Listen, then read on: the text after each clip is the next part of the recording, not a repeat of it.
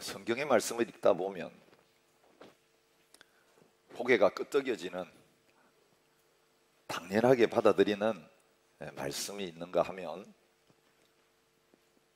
받아들이기가 상당히 불편한 말씀도 많이 나옵니다. 이게 세상의 상식하고 맞지 않는 거 아니냐? 과연 우리가 이 말씀대로 살면 살아남을 수 있겠냐? 완전히 이 세상에서 바보되고 병신되는 거 아니냐? 사실 이 말씀을 읽을 때마다 우리에게 갈등을 일으키는 그런 말씀이 종종 나옵니다.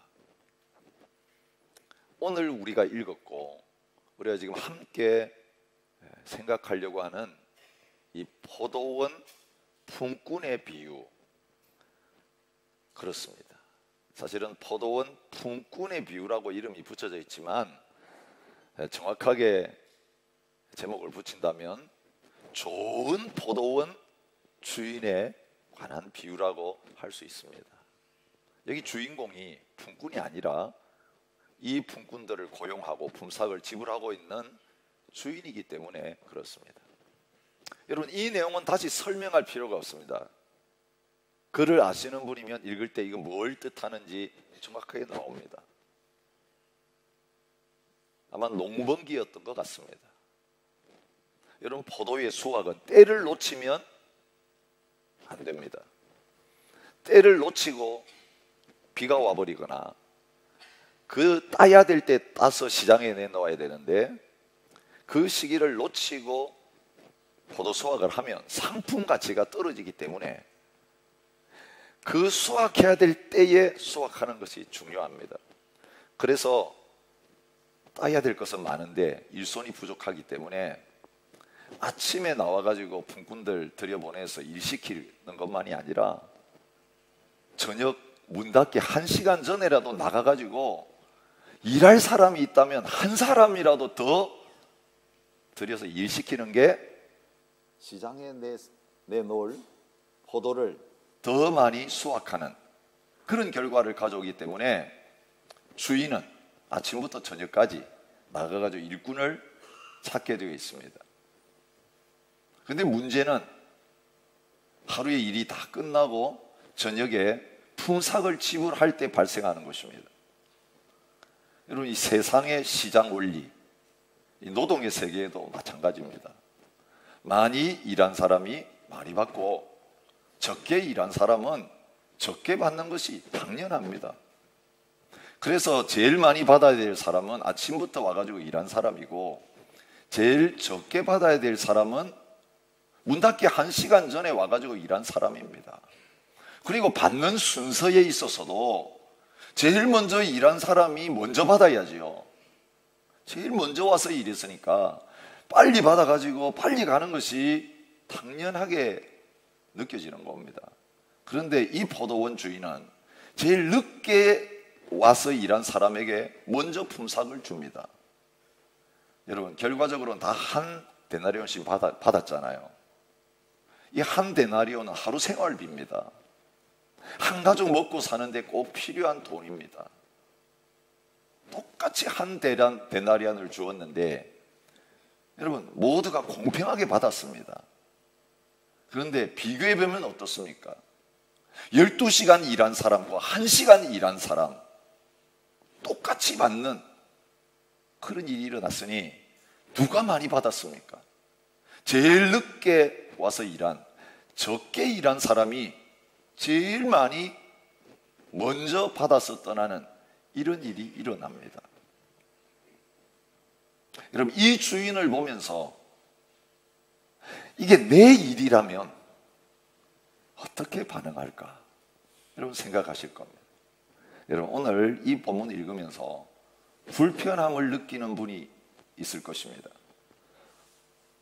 주인이 이렇게 할 때에 주인에게 원망했던 제일 먼저 와서 일하고 제일 늦게 먼저 나중 와서 일한 사람하고 똑같은 품삯을 받았던 이 일꾼들입니다. 여러분이 이 주인을 보면서 마음에 안 드는 이유는 여러분이 자신을 생각할 때에 이 불평하고 원망했던, 먼저 와가지고 남들보다 나는 더 많이 수고하고 그렇기 때문에 나는 인정받을 가치가 있고 더 많은 대우를 받아야 된다라고 하는 생각을 하고 계신 분들입니다.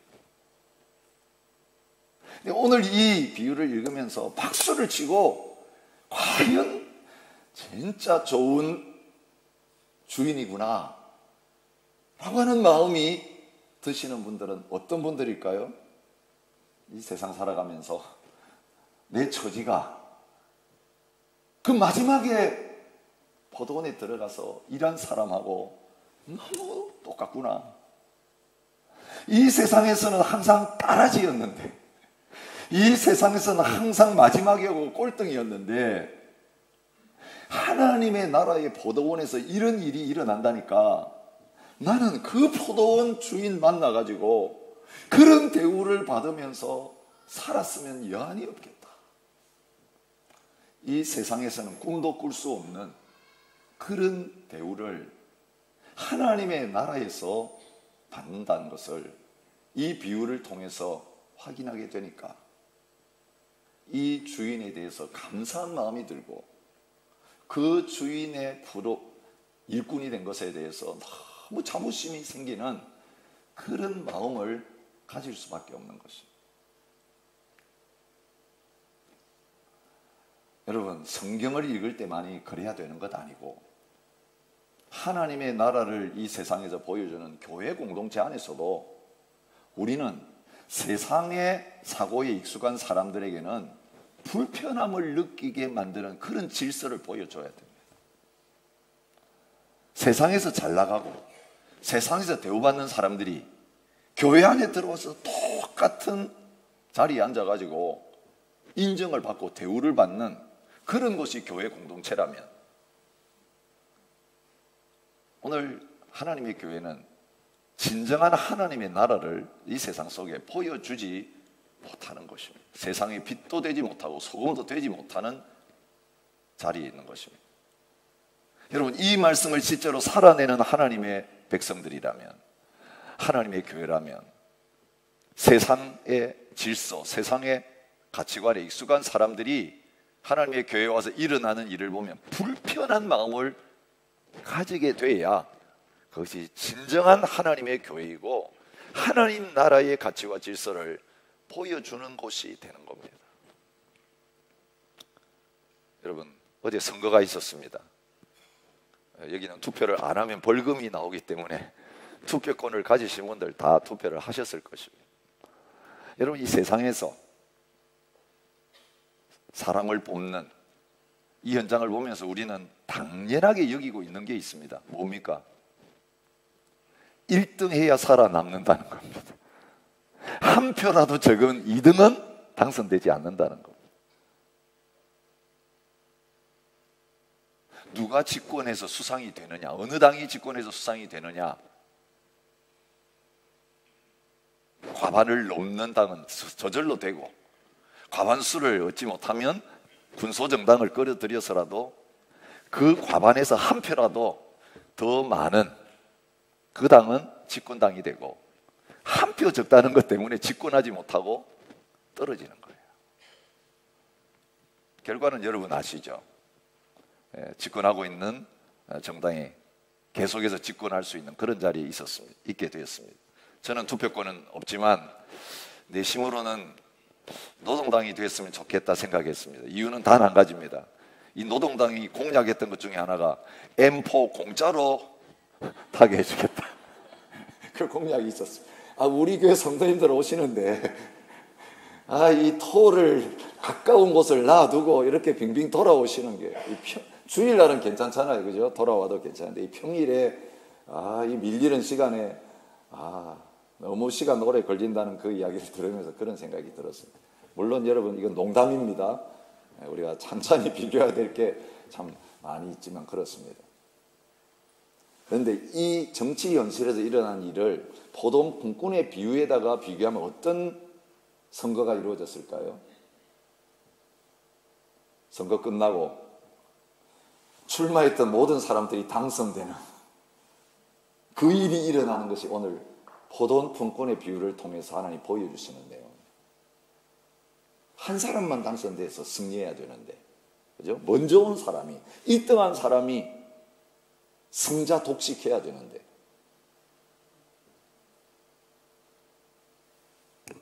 이걸 꺼주시기 바랍니다. 이게 안 꺼졌습니다. 그런데 꼴찌가 똑같이 1등하고 같은 대우를 받는 그런 자리에 있는 것을 보게 될 때에 이건 세상하고 너무 다르구나, 그런 것을 확인하게 되는 거예요. 달라도 완전히 다른 거예요. 여러분, 초대 한국교회 스토리들을 보면 유교 질서에 너무 절어 있었던 세상과 하나님의 교회는 달라도 완전히 다른 곳이라고 하는 것이 분명히 증명이 됐습니다.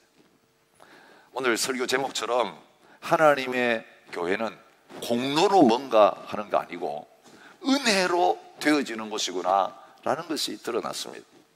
그 당시 한국 유교사에서는 은혜라는 걸 몰랐습니다.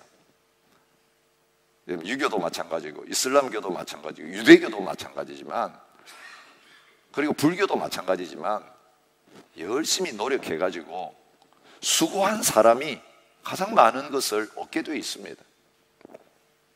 공로주의가 지배하고 있었고 서열의식이 지배하고 있었습니다.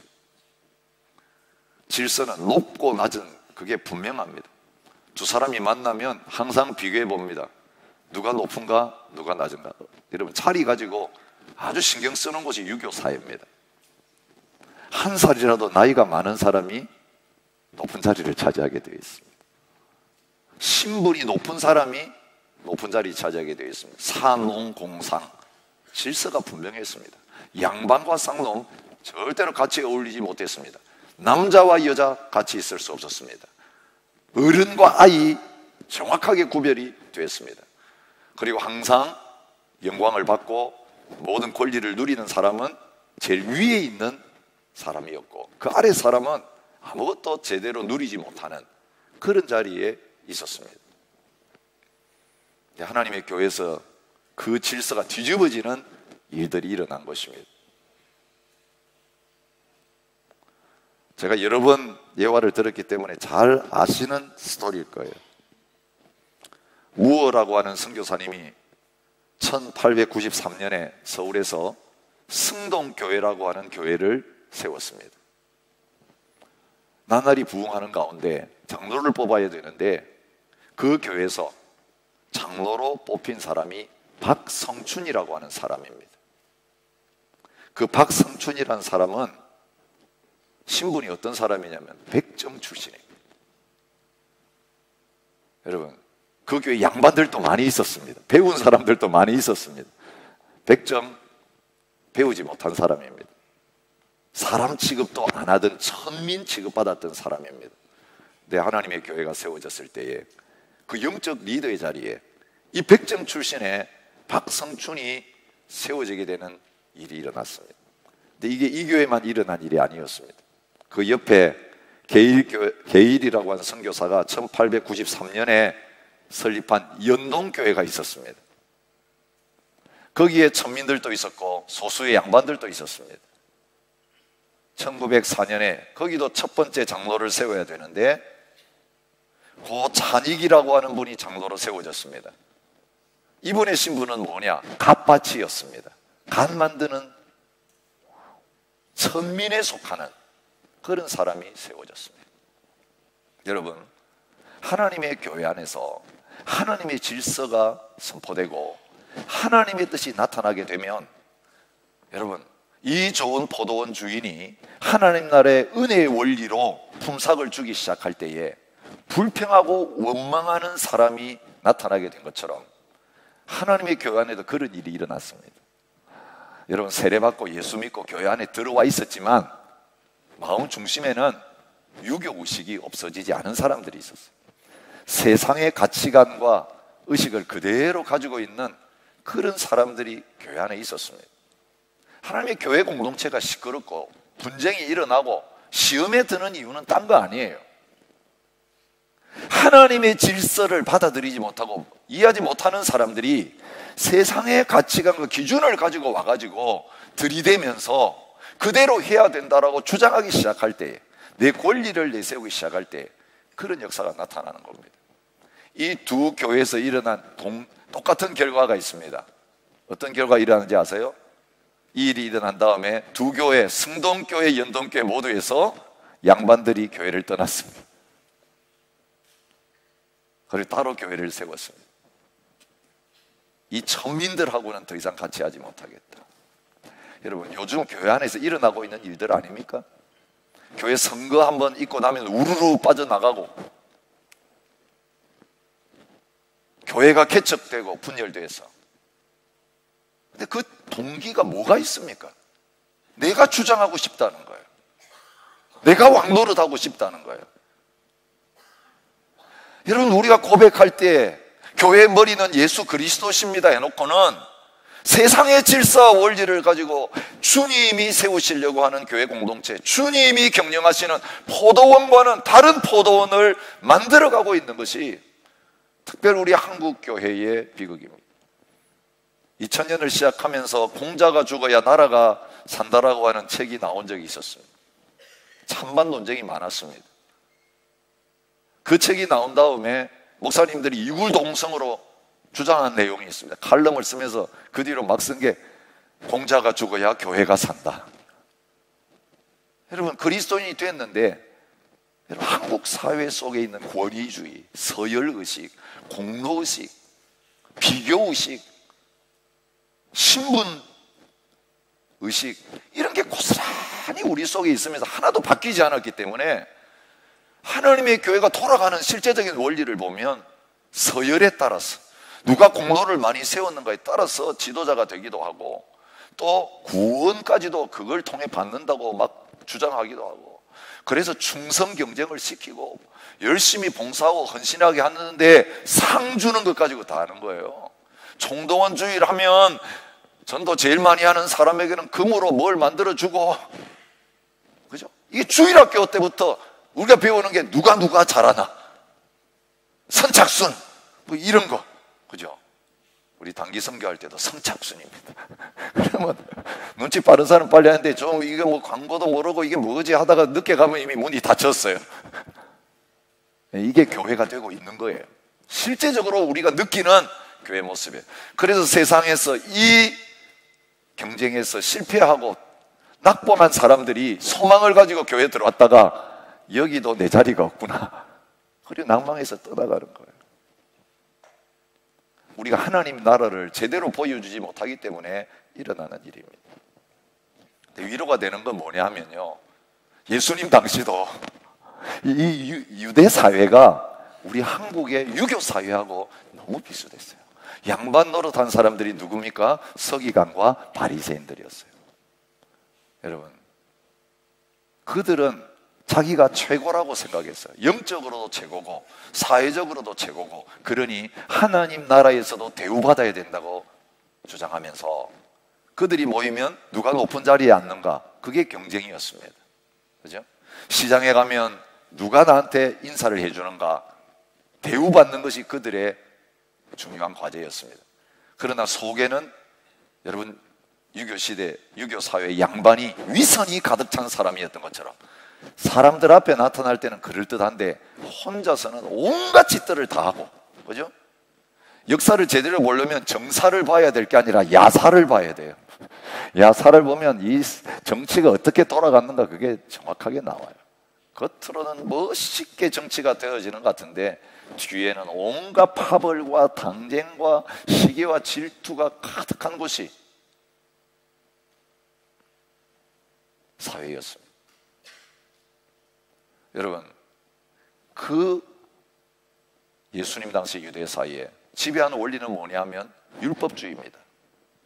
그 율법주의의 가장 정확한 모습이 어제 우리가 묵상한 말씀에 한 청년의 이야기 속에 나타나는 거예요. 여러분, 이 청년은 관원이었습니다. 그리고 부자였습니다. 그런데 이 청년이 예수님 앞에 나와가지고 영원한 생명을 얻는 길을 찾고 있습니다. 근데 예수님 물어보십니다. 너 계명을 지켜야 된다. 그 계명 다 지켰느냐? 그랬을 때 이 청년은 당당하게 대답합니다. 이 마태복음에는 안 나타나있지만 다른 복음서 보면 내가 어릴 때부터 다 지켰습니다. 우리 가운데 모태신앙 중에서 나는 어릴 때부터 하나님 말씀대로 다 지켰다고 주장할 수 있는 사람이 있습니까? 아무도 없습니다. 그런데 이 청년은 내가 이 모든 계명은 어릴 때부터 어긴 적이 없습니다. 다 지켰습니다. 그러니 이 청년이 예수님 앞에 와서 주장하고 싶었던 건 뭡니까? 나 같은 사람이 영생 받을 수 있겠죠. 나는 지금 선두주자입니다. 영적으로도 사회적으로도 정치적으로도 이 곳에 있는 어떤 사람보다도 가장 앞선 사람입니다. 그런데 예수님께서 제일 앞장서서 천국을 향하여 뛰고 있던 이 청년을 꼴찌로 만들어버립니다. 단 한마디 말씀으로. 너 있는 거 다 팔고 가난한 사람들에게 주고 나를 따르라. 근데 청년은 그 주님의 명령 앞에 고민하고 떠나가고 맙니다. 주님을 따르지 못하는 자리에 서게 됩니다. 꼴찌가 되어버린 것입니다. 1등하는 사람이 꼴찌되는 현장이 바로 예수님께서 보여주신 현장이에요. 그런데 여러분, 유대 사회만 문제가 아니었어요. 바리새인과 서기관만 문제가 아니었어요. 이 일이 있고 난 다음에 예수님 보니까 예수님 따른다고 하는 예수님의 제자들 모임 안에도 똑같은 문제가 생기고 있는 것을 발견한 겁니다. 그게 누구를 통해서 나타납니까? 우리가 잘 아는 베드로를 통해서 나타납니다. 모든 거 팔아 주님을 따르면 될 텐데 그거 하지 못하고 떠나가는 현장을 보면서 베드로는 주님 앞에 질문합니다. 보소서, 우리가 모든 것을 버리고 주를 따라 싸우는데 그런즉 우리가 무엇을 얻으리까? 이 청년 보니까 갑자기 자기가 대단한 존재가 된 거예요. 예수님, 우리는 다 따랐어요. 다 버렸어요. 대단하죠? 우린 천국에서 이제 첫 번째 되겠죠? 오른쪽 왼쪽에 앉을만 하죠? 나라를 다스리겠죠? 예, 그때 예수님 말씀하십니다. 그래, 너희에게 그것이 주어진다. 근데 너희 공로 때문에 그런 거 아니다. 너희가 다 팔아가지고 버리고 나를 따랐기 때문에 그런 게 아니다. 그러면서 보좌에 앉아서 다스리고 금생과 내생에 그것 때문에 많은 복을 받게 되는 것을 말씀하신 다음에 19장 마지막에 딱 한마디를 던지십니다. 그러나 이게 반전이에요. 반전. 먼저 된 자로서 나중되고 나중된 자로서 먼저 될 자가 많으니라.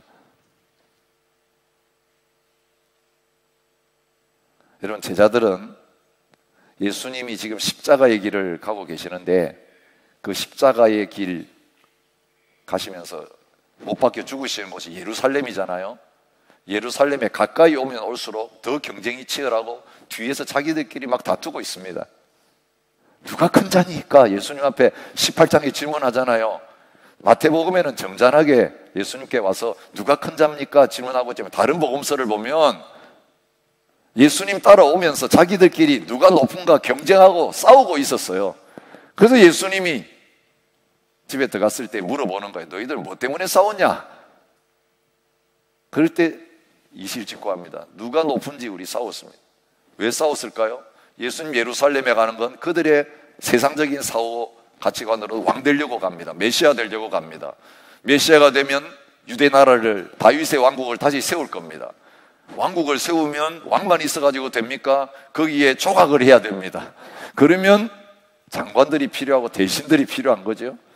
그러면 좌의정 우의정이 필요한데 이 12명의 제자 가운데 누가 오른쪽 왼쪽을 앉을까? 치열한 내부 경쟁이 지금 예루살렘이 가까울수록 일어나고 있는 거예요. 예수님의 생각과는 완전히 다른 생각이에요. 예수님은 그때 벌써 무슨 말씀했냐면 예루살렘에 올라가는데 내 거기서 잡혀서 죽는다. 그 이야기를 계속 하는데 이 말은 들어오지도 않아요. 여러분 아세요? 지금 하나님 말씀을 듣고 있지만요, 여러분의 생각 속에서 오늘 주일날 교회 오면서 주님 저에게 말씀해 주옵소서, 저에게 인도해 주옵소서, 여러분의 상황 속에서 무언가 급한 일이 있는 사람은요, 오늘 목사가 왜 저 이야기하고 있지? 나한테 이 말씀을 해주셔야 되는데, 무슨 말을 해도 여러분이 원하는 답을 찾고 있는 사람은 이 말이 하나도 안 들어와요. 그리고 엉뚱하게 제가 예화하면서 무슨 비슷한 이야기하면 아멘 하고 그걸 받아가지고 돌아가요. 3년 동안 예수님 따라다닌 제자들이 예수님 죽으러 올라가고 실제로 말을 했는데도 왜 계속 자기들이 높은 거 싸우고 있느냐? 귀가 완전히 닫혀 있었다는 걸 의미해요. 거기에 아무 관심이 없었다는 거예요. 세상 사람들처럼 누가 높은가, 누가 첫 번째가 되는가, 여기에만 마음이 있었기 때문에 예수님에 대해서 이해하지도 못했고 그 말씀도 들리지 않는 자리에 있었던 거예요. 이 포도원 분꾼의 비유 중심으로 해놓고 나중에 딱 뒤에 이게 둘러싸고 있는 말씀이 그런 내용이에요. 예수님은 분명히 제자들에게 말했습니다. 누가 천국의 높은 자입니까? 물었을 때 누가 높은 자라 그랬습니까? 어린아이가 높은 자들. 이건 세상하고 정반대예요. 어른이 최고지 무슨 애가 최고냐. 예수님은 어린아이처럼 자기를 낮추는 그 사람이 하나님 나라에서는 제일 높은 사람이라고 말씀하셨어요. 근데 그 말을 듣고 나서 19장에 들어와가지고 부자 청년 이야기 있기 전에 어떤 이야기가 나옵니까? 사람들이 안수 받으려고 예수님께 누구를 데려왔습니까? 어린아이들 데려왔습니다. 누구를 데려온 겁니까? 제일 높으신 분들을 모시고 온 거예요. 예수님의 말씀을 바로 알아들었다면 그 어린아이들 데려왔을 때에 와 저리 비켜 이러면서 애들을 위해 자리 마련하고 제일 앞자리에 앉히고 예수님 애들이 왔어요 뭐 이래야 되는데 제자들이 어떻게 했습니까?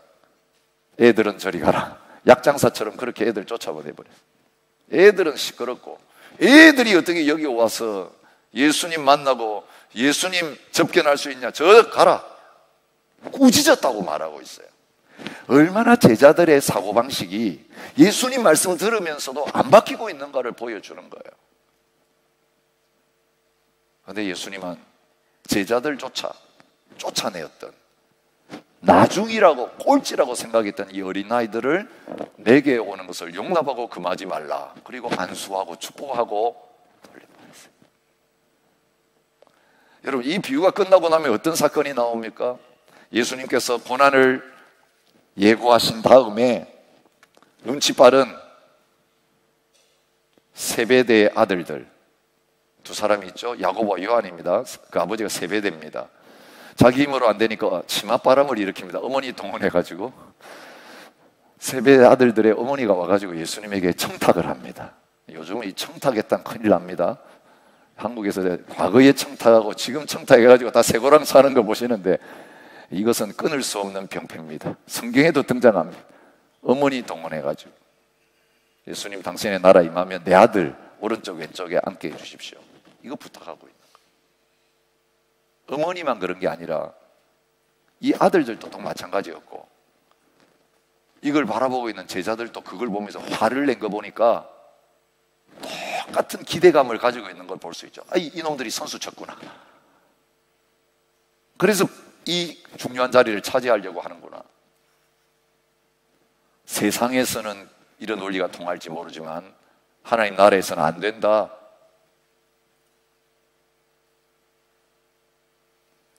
높은 자는 누구냐? 섬기는 자다. 나는 너희 가운데 섬기는 종으로 와 있다.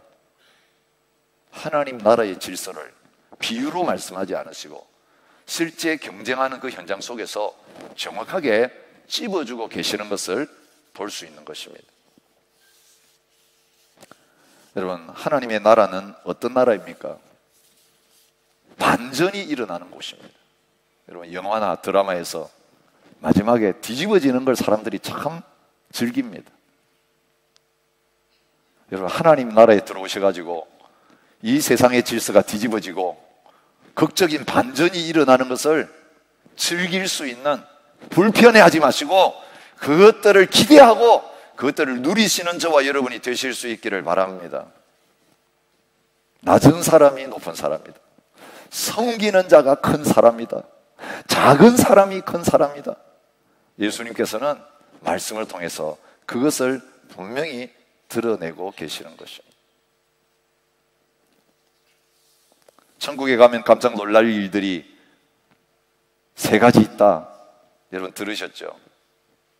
처음은 꼭 와야 된다고 생각했던 사람이 없는 걸 보고 깜짝 놀라고, 두 번째는 전혀 천국에 와 있지 않을 거라고 생각했던 사람이 거기 와서 높은 자리에 있는 것을 보고 깜짝 놀라고, 마지막은 뭘 보고 놀라요? 내가 거기 들어와 있는 걸 보고 깜짝 놀란다. 여러분, 그런 비유는 실제적인 간증은 너무 많아요. 큰 교회 담임하시는 목사님이 꿈인지 환상인지 모르지만 천국 가가지고 자기 이름이 없고 쫓겨나는 걸 경험한 다음에 돌아오셔가지고 완전히 정반대의 삶을 사시는 그런 간증들 참 많이 있습니다. 근데 문제는요, 그분들이 이제 천국 갔다 와가지고 자기 이야기만 했으면 되는데 어느 교회 목사님도 없더라 이러면서 그 교회 목사님들 들먹이는 바람에 예, 남까지도 이제 같이 도매금으로 끌어들이는, 그거는 좀 지나친 거예요. 그 봐도 이야기하면 안 되지. 개인적으로 살짝 가서 목사님 큰일 났어요. 저 이름도 없을 뿐만 아니라 목사님도 없습니다. 뭐 이래야 되는데 막 신문에다가 알리고 막 간증하면서 돌아다니면서 이야기하는 바람에 남을 판단하고 공격하는 자리에 서게 된 거죠. 자기 경험이 절대적인 기준이 아니거든요. 여러분, 꿈과 환상 이건 절대적인 말씀이 아니거든요. 함부로 이야기할 수 있는 게 아닙니다. 중요한 건 뭐냐면 하나님의 나라는 우리가 생각했던 것과 좀 다르게 세상의 질서를 뒤엎는 반전이 일어나는 곳임을 보여주고 있습니다. 여러분, 베데스다 목가의 사건이 저는 이것을 가장 실제로 드러내주는 사건이라고 생각해요. 어떤 일이 일어났습니까? 베데스다 목가에 사람들이 모였던 이유는 물이 끓으면, 천사가 내려올 때 물이 동하면 제일 먼저 들어가는 사람이 낫는 거예요. 이게 세상 경쟁 원리예요. 아픈 사람들이 모였지만 누가 빨리 들어가겠습니까? 제일 안 아픈 사람이 빨리 들어갑니다. 제일 건강한 사람이 빨리 들어가서 낫고, 진짜 아픈 사람은 실망감을 가지고 낫지 못하고 거기 남아있는 곳이에요. 근데 예수님이 거기 방문하십니다. 근데 누구를 만나십니까? 예, 38년 동안 아픈 사람, 거기 와서 얼마나 누워 있었는지 모르지만 자기도 걸어갈 힘이 없고, 자기가 걸어갈 힘이 없으면 다른 사람이 들어서라도 거기에 던져 넣어줘야 되는데 도와줄 사람도 없는 제일 마지막 자리에 있는 그 사람 찾아가셔서 그 사람이 제일 먼저 낫게 하시는, 제일 중하고 제일 가망성이 없는 사람을 먼저 만나주셔서 고쳐주시는 그런 일이 일어납니다. 이게 자비의 집인 하나님의 교회에서 일어나는 나야 될 일인 것을 보여주고 있습니다. 자비의 집 간판은 걸어놓고 자비가 없는 곳, 공로에 따라서 모든 것이 결정되는 그곳, 거기에 오셔서 진짜 자비의 집을, 은혜의 집, 자비를 경험하는 장소로 바꾸시는 분이 예수님인 것입니다. 여러분, 오늘 이 포도원 품꾼의 비유를 통해 어떤 주인의 모습을 발견할 수 있습니까? 여러분, 주인 밑에는 청지기들이 있었습니다. 종들도 있었습니다. 일꾼 부르는데 주인이 직접 나설 필요가 있었을까요? 없었습니다.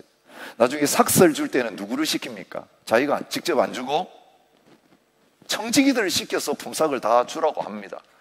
그러면 주인이면 아침부터 나와가지고 저녁 늦게까지 일꾼 하나 포도원 드리는데 나서지 않아도 됩니다.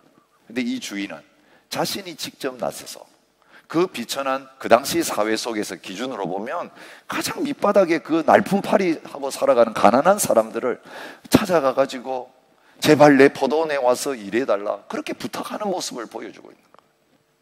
여러분, 하나님의 나라는요, 광고 내고 어플리케이션 받아가지고 심사하는 곳이 아니에요. 감사하게도 예수님이 제자들 찾으실 때 어떻게 했습니까? 광고 내고 선발한 게 아니라 그 일하고 있는 현장에 예수님 직접 찾아가시고 나를 따르라, 나를 따르라. 그 어부들, 그 세리들 한 사람 한 사람 찾아가셔서 부르신 거예요. 예수님이 찾아가셨단 말은 누가 찾아가셨다는 말입니까? 하나님이 직접 찾아오셨다는 거예요. 누구를 찾아오셨습니까? 하루 종일 써주는 사람이 없어가지고 놀고 있는 사람이에요. 먹여 살려야 될 가족은 기다리고 있어요. 아버지가 돌아오기만을, 남편이 돌아오면을 기다리고 있어요. 남편이 일해야 오늘 저녁에 먹고 살 수 있는 가능성이 있는데, 이 남편 일 못하면 훔치고 오면 쫄쫄 굶고 자야 되는 일이 기다리는 가족에 벌어지고 있어요. 그런데 하루 종일 서 있는 사람은 어떤 사람이에요? 아침에 나가서 안 써준다고 놀러 간 사람이 아니라 가장 절박한 경제적인 위기 속에서 마지막 1시간까지 그 자리를 떠나지 못하고 서 있는 사람이에요. 그런데 주인이 그런 사람 찾아가서 내 폰에 들어와서 일하라고 하는 거예요. 어떤 사람이 남았을까요? 일반적인 시장 경쟁의 원리에서는요, 제일 건강한 사람 먼저 뽑아갑니다. 일 얼마나 해봤어? 경력 있는 사람 뽑아갑니다. 형편이 얼마나 급박한가는 주인에게 고려 대상이 아니에요. 일 잘해야 내가 이익을 남기는데 일 최고 잘할 사람을 뽑는 것이 세상의 원리인데, 그 세상의 원리에서 떨어진 사람들이 마지막까지 남은 사람들이에요. 그런데 주인은 직접 그런 사람들에게 찾아와 가지고 왜 놀고 있느냐 물으시고 내 포도원에 들어가서 일하라, 상당하게 주겠다라고 약속하시는 이런 모습을 보여줍니다. 여러분, 믿음의 세계는요, 우리가 주님 찾아가는 게 아니라 주님이 우리를 찾아오시는 거예요. 사람의 몸을 입으시고 그 영광 보좌를 버리시고 나를 찾아오신 거예요. 삭개오, 죄인 중에 죄인인 그가 예수님 쳐다보려고 올라가 있는 그 뽕나무 아래에 예수님이 그를 만나시기 위해서 발걸음을 멈추시고 삭개오야 내려오라, 그 이름을 부르시면서 내가 오늘 내 집에 들어가야 되겠다라고 한 사람 한 사람 찾아야 될 길 잃은 양을 주인이신 하나님이신 그분이 직접 찾아오셔서 만나주시는 현장, 이게 은혜의 현장인 것이에요. 세상은 그렇게 하는 법이 없어요. 높은 사람을 만나려면 비서를 거쳐야 되고 직접 전화도 할 수가 없어요. 주님의 나라는 가장 높으시고 영광 받으실 그분이 가장 낮은 곳에 오셔서 가장 비천한 사람을 찾아가시고 만나주시고 불러서 자기의 일꾼을 삼으시는 현장인 것을 보여주고 있습니다. 그리고 그 좋으신 주인은 가장 나중에 와서 수고도 별로 하지 않은 사람에게 한 데나리온의 하루 생활비를 공급해 주시는 분, 나중된 자가 먼저 되게 해주시는 분이신 것을 보여주고 있습니다. 고린도전서 1장 26절부터 29절은 하나님의 이 놀라운 은혜를 이렇게 표현합니다. 형제들아, 너희를 부르심을 보라. 육체를 따라 지혜로운 자가 많지 아니하며 능한 자가 많지 아니하며 문벌 좋은 자가 많지 아니하도다. 그러나 하나님께서 세상에 미련한 것들을 택하사 지혜 있는 자들을 부끄럽게 하려 하시고 세상에 약한 것들을 택하사 강한 것들을 부끄럽게 하려 하시며 하나님께서 세상에 천한 것들과 멸시받는 것들과 없는 것들을 택하사 있는 것들을 폐하려 하시나니 이는 아무 육체도 하나님 앞에서 자랑하지 못하게 하려 하심이라. 자랑할 것 없는 사람들만 택하십니다. 그들에게 천국의 첫 번째 자리를 주시고 처음 그들을 향하여 문을 여시는 거예요. 서기관과 바리새인들은 거절했던 하나님의 나라를 세리와 창녀들을 향하여서는 오픈하시면서 내가 의인을 위해서 온 것이 아니라 죄인을 위해서 왔다라고 선포하시고 그 죄 문제 해결하시려고 그 사람들 대신해서 십자가에 올라가셔서 그들이 받아야 될 모든 형벌은 대신 받으시고 그 죄인들을 찾아가셔서 심판하셔야 마땅한데 심판하지 않으시고 놀라운 하나님의 나라의 초청장을 제시하시고 구원을 선물로 주시는 분이 좋으신 하나님이신 것을 복음을 통해서 드러내고 계시는 것입니다. 이방인들을 유대인들보다 먼저 하나님 나라에 초청하시는 분입니다. 그들이 멸시했던 장애인들, 병든 사람들, 귀신 들린 사람들을 하나님의 나라의 첫 번째 자리에 초청하신 분이 예수님이십니다. 멸시받고 천대받는 사람들을 가장 귀한 자리에 불러주시는 분이 하나님이시고 예수님이신 것을 보여주고 있는 것입니다. 여러분, 예수님의 삶의 현장 속에서 이걸 바라보는 사람들이 예수님께 원망하고 불평했습니다. 먼저 온 사람들이었습니다. 그들이 누굽니까? 하나님의 인정받으려고 모든 율법을 지키고 종교적인 열심으로 수고하고 땀 흘리던 사람들입니다. 그들은 더 받을 줄 알았습니다. 더 받을 줄 알았는데 못 받으니까 불평하기 시작합니다. 나중은 이 사람들은 1시간밖에 일하지 아니할거늘 그들을 종일 수고하며 더위를 견딘 우리와 같게 하였나이다. 여러분, 이 말이 누구의 이야기하고 비슷합니까? 탕자가 돌아왔을 때 잔치하는 것을 듣고는 아버지가 잔치 자리에 오라고 하니까 안 들어가고 뻐기고 서가지고 아버지에게 따지던 큰아들이 하는 말하고 똑같은 거예요. 내가 여러 해 아버지를 섬겨 명을 어김이 없거늘 내게는 염소 새끼라도 주어 나와 내 벗으로 즐기게 하신 일이 없더니 아버지의 살림을 장녀들과 함께 삼켜버린 이 아들이 돌아오매 이를 위하여 살찐 송아지를 잡으셨나이다. 부당합니다. 부당합니다. 이건 정의가 아닙니다. 여러분, 세상의 원리를 가지고 하나님의 나라의 주인이신 그분께 들이대면서 내가 받을 몫을 내가 챙겨야 되겠습니다라고 주장하는 이 사람의 모습이에요. 하나님의 나라가 공로가 지배하는 나라가 아니라 은혜가 지배하는 나라라는 것을 쉽게 망각한 거예요. 자기가 열심히 하고 있는 것이 자기 덕이라고 생각하는 거예요. 내가 다 했다라고 생각하고 있는 거예요. 그래서 예수님마저 세리들과 장녀들과 어울릴 때에 비난합니다.